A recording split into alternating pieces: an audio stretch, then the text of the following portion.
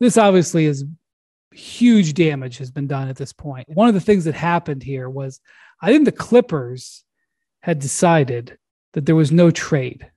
And so I think the Clippers were going to move on from it. Mm-hmm. And at least from talking to Philly about it. And I think the only option that the Philly had at the time was the Clippers. And so when that never got off the ground, from what I understand, like they had multiple conversations, but as long as Philly wasn't interested in taking some assets from the Clippers and then making an offer, probably with Tyrese Maxey for Damian Lillard, I don't see how a Clipper trade makes a ton of sense for them anyway. So I think what ticked James off was that they announced that they wanted to bring him back, and he was reacting to that more than anything. As of right now, and circumstances can change, as of right now, James Harden's best option of a bunch of unsavory options, such as holding out or coming and, doing some sort of sabotage action. His best option, as far as I can see, and correct me if you think I'm wrong, is to probably play for the Sixers. And the Sixers' best option is to get James Harden to play for them. Now, not the James Harden that played for the Rockets or the Nets when he wanted out, but like James Harden really trying. The one from last year who was really good. Yeah, and listen, ultimately, my best option career-wise is to win the lottery. That's what needs to happen. Yeah, no, I think the best retirement plan I have is to win the lottery. So all I got to do is win the lottery, and I'll have a great retirement. No problem. Look, that certainly is, I think, a good analogy for the situation in a lot of ways right now, at least from the James Harden perspective.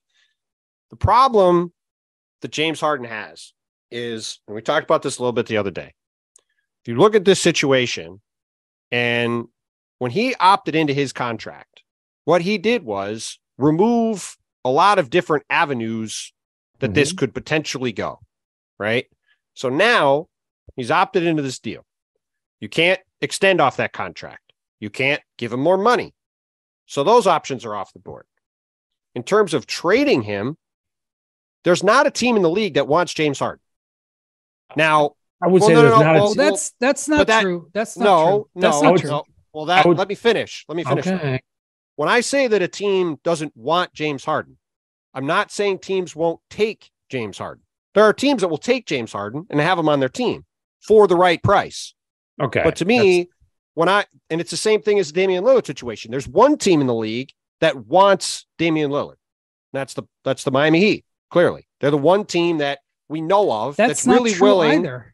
But again, when I say that, I'm saying is willing to pay a significant price to trade for him. We're playing semantics here, but there's a lot of teams that would be happy to have James Harden or Damian Lillard. But again, when you say there's not a team that's willing to give up significant value for James Harden. But that's what I'm saying. Different, but fine. Well, but that's what I'm saying. Wants is in not I'll have him, but I want to get him.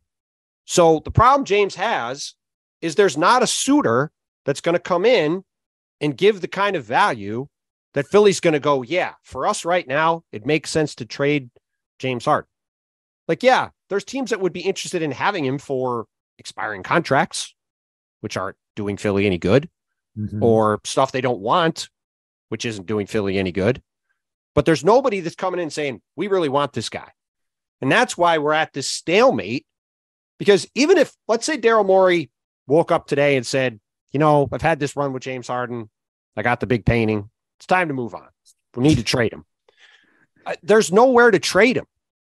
Like for a deal that's not going to get you fired or get you in a situation where it's like, how the hell did you trade this guy for 10 cents on the dollar? Infuriate Joel Embiid. Well, that's the problem is Morey is trying, if it's not about salvaging the situation with James Harden. It's about preventing this situation from Embiid from blowing up your face and basically sending your franchise into a tailspin.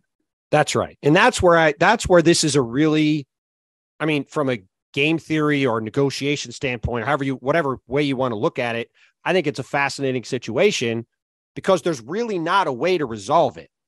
Like James could sit here and say, yeah, I'm really mad that I can't get out of Philly. I don't want to be here, but he can't get traded. He can't get more money. He can't get more years. So what is he going to do? Because it's not like the Sixers are batting away teams offering several first-round picks and young players and all this stuff. And they're for Morey, what do we do? Morey would rather have a big mess that maybe he can figure out a way to clean up than make a bad trade. Yeah. And so, then the question at this point is, all right, James, are you really not going to show up for camp?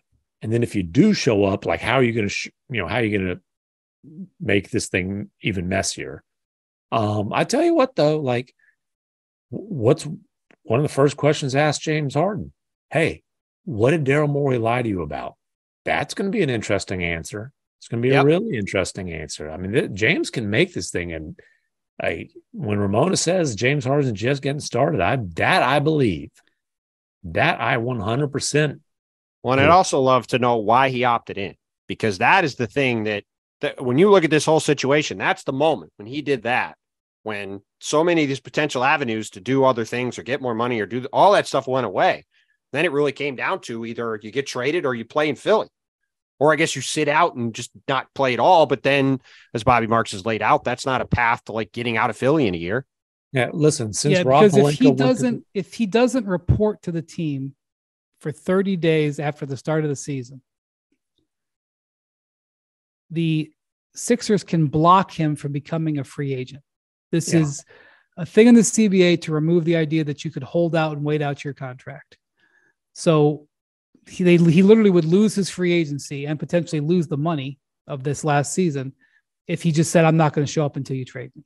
Yeah. So the answer to that, if you're fighting fire with fire, is to show up and tank. Cause unholy hell. Yeah. He's experienced doing that.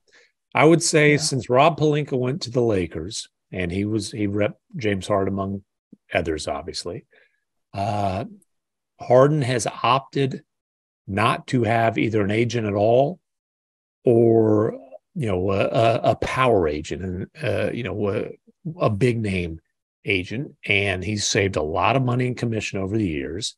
And I think it's come back to bite him with this situation. Well, I will again say Philly was not that far away from winning the East last year. Now, if you're a Heat fan, you may think that your team would have won against the Sixers just as they won against the Celtics. I can't prove that. I saw the Heat go up 3-0. Maybe they were so red hot that they would have beaten Philly. Let's just look at the East for a second. Let's just look at it quick, right? But Milwaukee brings everybody back, but their guys are all a year older. Giannis just had knee surgery. Let's see where they're at this year. They also fired Mike Budenholzer, hired Adrian Griffin, never been a head coach. We'll see how that goes. Boston makes this wild swing of a trade, doing Marcus Smart for Kristaps Porzingis, probably raises their ceiling, also undoubtedly lowers their floor. They've got a lot of injury-prone guys, a lot of guys with injury questions on their team. Could be great, could be a step back. You've got Miami, doesn't re-sign Gabe Vincent, doesn't re-sign Max Strus, hasn't traded for Dame. Like, they're not as good as they were last year. Like, if James Harden just shows up and is willing to play this year, Philadelphia should be right there with these other teams. When James Harden's telling you he's quitting, believe him. No, I'm not saying, I'm not trying to say he's going to show up and play. I'm simply pointing out if he was committed to this team for this season, let's say he'd opted out and re-signed for 3 years and the Kyrie number, and he was happy, right? You could look at this Philly team and say, there's every reason to think this is the year they break through. They hire Nick Nurse, guy who's proven to be very good in the playoffs, making adjustments. Joel is back. Tyrese Maxey should get better. They can find more ways to get more out of Tobias Harris. PJ Tucker was very good in the playoffs last year. Like, you could say, hey, this team they got DeAnthony Melton, one of the best reserve guards in the league, coming off the bench. Like, you could say they have all the pieces to finally break through. But as only could happen in Philly for the 12th straight year. The offseason is chaos, and James Harden is mad. We have no idea if he's going to show up or if he is going to try to light the place on fire if he does show up. And that there's no guarantee they're going to have any kind of success this year. It's just like, it's just crazy because they weren't that far away. And now they feel like oceans away with all this going on. But you know what? He's selling a whole lot of wine in China. That was amazing. If you don't know what they're referring to, he was on a Chinese social media platform, or at least a video platform. I don't know how you pronounce it. It's like TikTok. Yeah, I'm not sure how you pronounce it. But he had apparently 10,000 bottles of his wine to sell. Mm-hmm. And there was a very popular influencer who was in there, and there was a bunch of people there.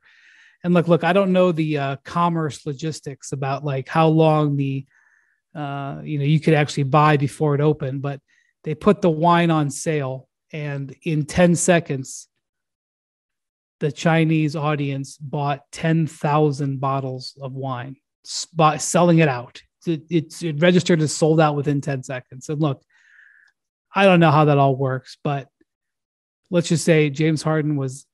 How many bottles of allowed wine was there to be bought? How many was it? Well, he just by windy math, 8,000, I think. I was going to say, 8,000. You're allowed to buy 8,000. There are 10,000. You're allowed to buy 10,000. You weren't allowed to buy 10,000. Actually, you're allowed to buy 9,000. Anyway, it's worth finding the video if you can, because when James sees it, he sells out in 10 seconds. He pops his eyes. The man sold some Adidas over there this week too. I can assure you of that. And also, he might average 50 points per game next season for the Shanghai Sharks. You can go play for Yao. Just saying. Yeah, well, two Rockets legends together in China. He's over there talking about, hey, I might have to finish my career in China, and that might be the path this thing's heading. As Delonte West once told me, I asked Delonte, I saw him in Dallas when he came back from playing a year in China. I said, hey, man, how'd you like it over there? He goes, man, the money's good and all the shots you can take. So that sounds like a James Harden dream scenario. I don't think the money is as good as the $35 million he can make by playing for the Sixers. All right, well, we'll see how that develops. Right now, I do think that Harden is still in the anger stage of this situation, and so we'll see if any more salvos come. Thanks for watching ESPN on YouTube. For live streaming sports and premium content, subscribe to ESPN+.